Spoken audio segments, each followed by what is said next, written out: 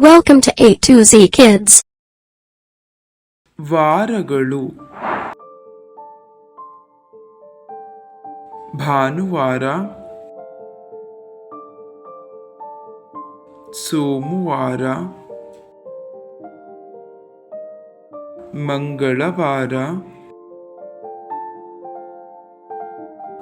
ಬುಧವಾರ, ಗುರುವಾರ, ಶುಕ್ರವಾರ, ಶನಿವಾರ.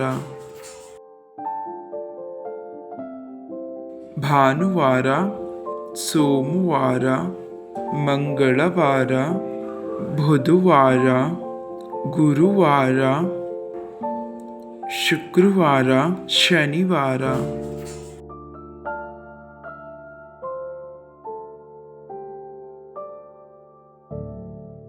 Please subscribe to my channel.